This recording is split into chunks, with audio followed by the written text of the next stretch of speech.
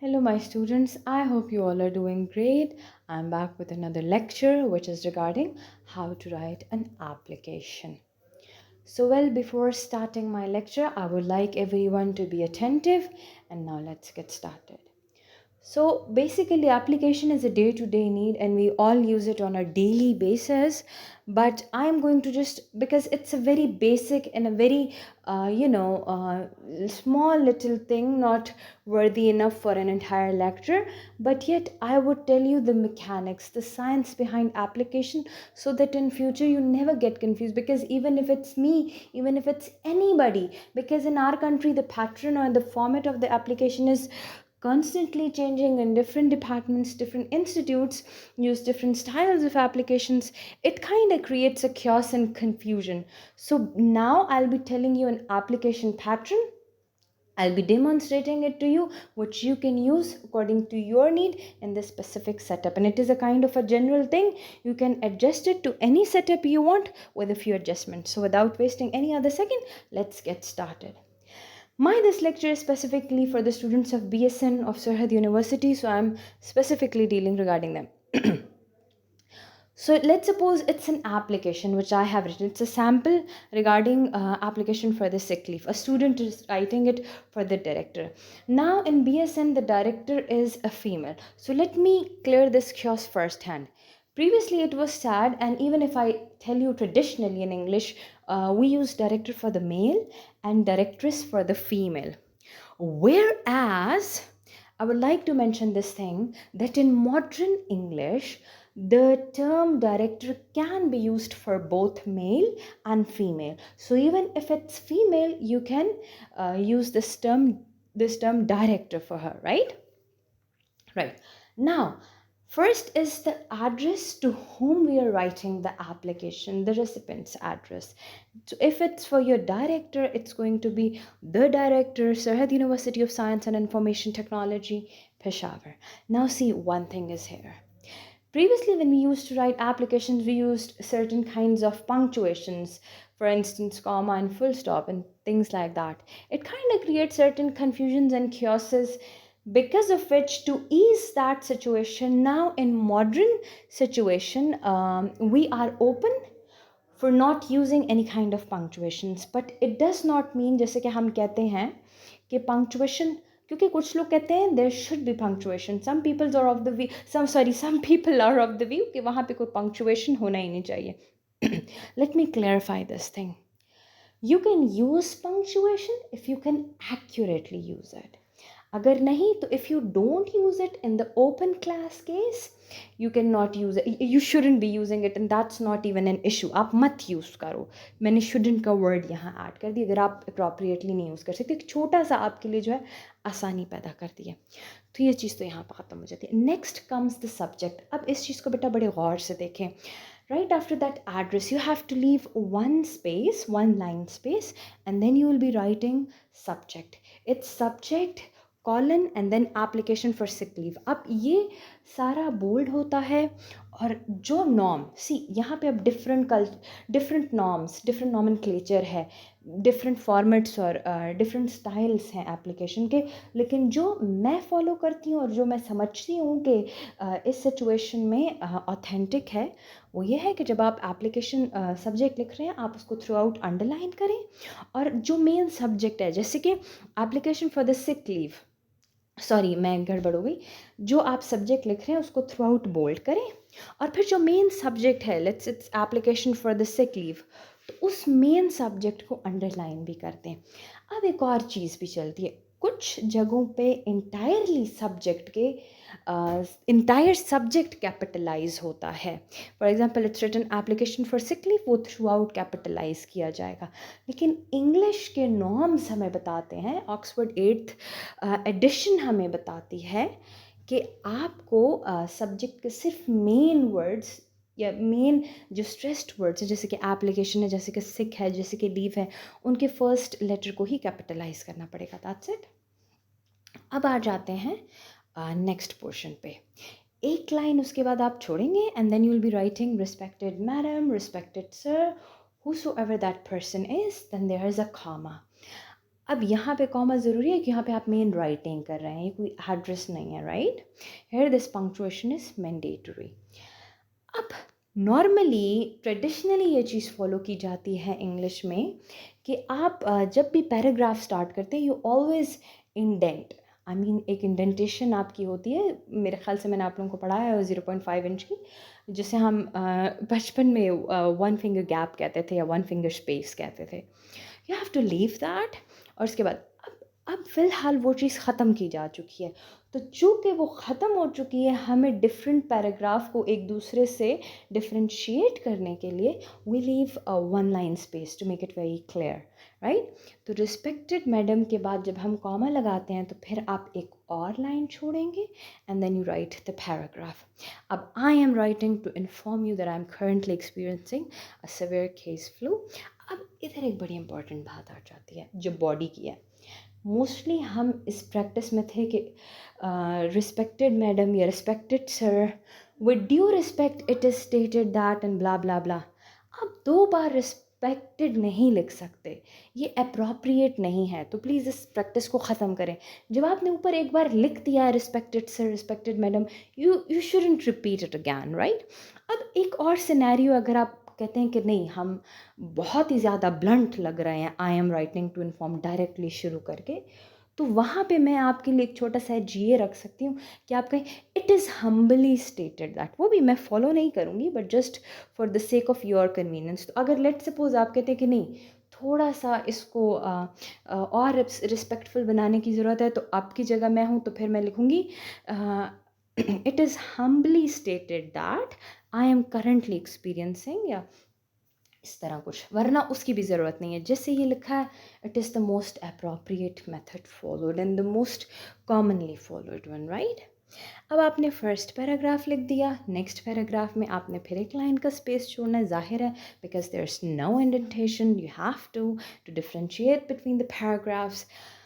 वो आपने कर दिया। उसके बाद अब ये है कि पैराग्राफ के बीच में लेट्स सपोज आप खामखा कोई डेट मेंशन कर रहे होते हैं, तो मैं तो एपीए फॉर्मेट की डेट फॉलो कर लेती हूँ, वरना अगर आप कोई भी फॉलो कर दें तो कोई फ़र्क नहीं पड़ता, क्योंकि इस यहाँ पर क्योंकि ये कोई पैटर्न नहीं है, मतलब कोई जैसे कि अब एप्लीकेशन में एक डिफरेंट डेट आती है जिस दिन आपको लिखी जाती है, अब उसको फॉलो करना ज़रूरी है क्योंकि वो स्ट्रक्चर में आती है, ये स्ट्रक्चर में नहीं आती, ये तो बॉडी के अंदर आती है। तो बॉडी के अंदर आप जैसे भी लिख दें, हाँ इस चीज़ का ख्याल करें, जैसे अब मैं कहती हूँ एप्लीकेशन फॉर 3 days 4 days, तो याद रखें जब आप इंग्लिश में लिख रहे होते तो 3 और 4 को या कोई भी वो हिंसा हो उसको आप मैथ्स में नहीं, उसको आप इंग्लिश में लिखेंगे। फॉर एग्जांपल मैथ्स का 3 नहीं, THREE वाला 3 लिखेंगे। ये चीज़ अपने जहन में खामखा रखें, और ख़ाली एप्लीकेशन के लिए नहीं, चाहे कुछ भी इंग्लिश में आप लिख रहे हैं। अदर देन दैट अगर आप डेट जिस तरह भी मैंने एपीए को फॉलो करते हुए लिख दी कि उसे चैलेंज नहीं किया जा सकता, वो चीज़ सबसे ज़्यादा फॉलो होती है। एनीवेज़, फिर आपने नेक्स्ट पैराग्राफ लिखा, फिर उसके बाद आपने एंड में लिख दिया कि thank you for considering my request, I look forward to your kind approval, या आपने थर्ड पैराग्राफ में लिख दिया जो थैंकिंग आप लाइन्स लिख देते हैं। उसके बाद आ जाता है योर सिंसियरली। एक चीज़ जो मैं यहाँ मेंशन करना चाहती हूँ वो ये है कि योर सिंसियरली के बाद आप कॉमा तो खामखा लगाते हैं। अब ये सैल्यूटेशंस है, ये एड्रेस नहीं है।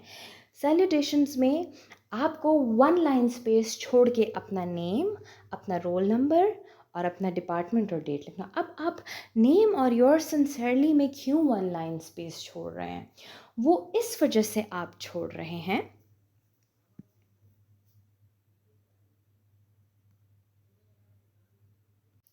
अच्छा, I am so sorry for the pause, there was some issue with my mobile phone. Anyways, तो हम थे योर सिंसियरली पे।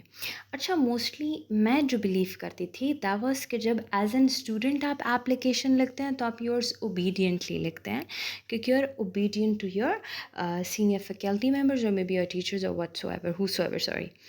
और एज एन एम्प्लॉय अगर आप एक एप्लीकेशन लिखते हैं तो because you are sincere to the department और द इंस्टीट्यूशन, तो you use this word sincerely.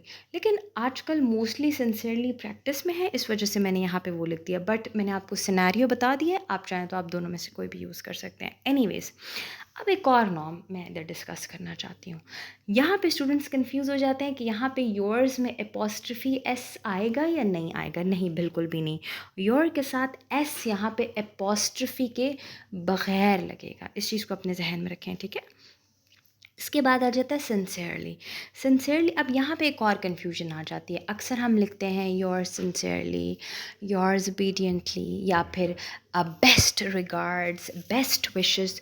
तो हम हमेशा बेस्ट विशेस का बी और विशेस का डब्ल्यू कैपिटल कर लेंगे, बेस्ट रिगार्ड्स का बी और रिगार्ड्स का आर कैपिटल कर देंगे। इसीलिए योर्स सिंसियरली का यू, सॉरी वाई, और सिंसियरली का एस कैपिटल, योर्स ओबीडियंटली का वाई और ओबीडियंटली का ओ कैपिटल कर देंगे। अच्छा, ये बिल्कुल गलत सिचुएशन है। जब भी आप एक क्लोजिंग फ्रेज़ मेंशन करते हैं, वो फ्रेज़ जो कि ख़त्म कर रहा होता है बात को, इट्स क्लोजिंग फ्रेज़, जैसे कि yours obediently, best regards, best wishes, something like that, even thank you. तो वहाँ पे थैंक का टी तो कैपिटल होगा, लेकिन यू का वाई कैपिटल नहीं होगा। इसी तरह बेस्ट रिगार्ड्स में बी तो कैपिटल होगा, रिगार्ड्स का आर कैपिटल नहीं होगा। बेस्ट विशेस में बी कैपिटल होगा, विशेस का डब्ल्यू नहीं होगा। योर्स ओबीडियंटली में योर्स का वाई कैपिटल होगा, ओबीडियंटली का ओ कैपिटल नहीं होगा। योर्स सिंसियरली में योर्स का वाई कैपिटल होगा, सिंसियरली का एस नहीं, क्योंकि जो नेक्स्ट वर्ड है, योर्स के बाद जो दूसरा वर्ड लग रहा है, या इवन कोई भी चीज़ है, क्लोजिंग फ्रेज़ है, उसके इवन थैंक यू का, थैंक यू के बाद, थैंक के बाद यू का जो वर्ड लग रहा है, योर्स के बाद सिंसियरली का जो वर्ड, ये वर्ड पिछले वर्ड की थॉट को कैरी कर रहा है, ये वर्ड पिछले वर्ड के मीनिंग को कंटेन कर रहा है, एक नया सेंटेंस नहीं है। तो ऑलवेज इस वजह से जो सेकंड वर्ड जो लास्ट इसमें होता है, वो लोअर केस लेटर से स्टार्ट होगा, स्मॉल लेटर में। बात समझ आ गई? कैपिटलाइज्ड नहीं होगा, अपर केस नहीं होगा, because it contains the thought और the idea of the previous word जो इससे पहले यूज़ हुआ है, और ये हमेशा क्लोजिंग स्टेटमेंट्स में होता है। तो ऑलवेज रिमेंबर कि either you are closing it with your sincere, चाहे कुछ भी हो, लेटर, एप्लीकेशन, व्हाटसोएवर, आप कुछ भी लिख रहे हैं, if it's a closing statement and you're using your sincerely, yours obediently, best regards, best wishes, thank you, तो ऑलवेज रिमेंबर कि ओबीडियंटली का ओ, सिंसियरली का एस, रिगार्ड्स का आर, विशेस का डब्ल्यू, और थैंक यू का में यू का वाई, ये हमेशा स्मॉल होंगे। Always remember this thing. अच्छा, योर सिंसियरली के ऊपर वापस आ जाते हैं। कॉमा लगा दिया हमने, स्पेस लिया और नेम। अब ये चीज़ ट्रेडिशनली समझे, क्योंकि नॉर्मली जब ट्रेडिशनली एक एप्लीकेशन लिखी जाती है हैंड रिटन, तो वहाँ पे अक्सर नेम के ऊपर साइन करने की स्पेस छोड़ी जाती है। उस कॉन्सेप्ट के बेसिस पे ये वो कन्वेंशन है कि जिसकी वजह से आप जो क्लोजिंग फ्रेज़ है, जैसे योर सिंसियरली और आपका नाम, उसके बीच में आप वन लाइन स्पेस छोड़ते हैं।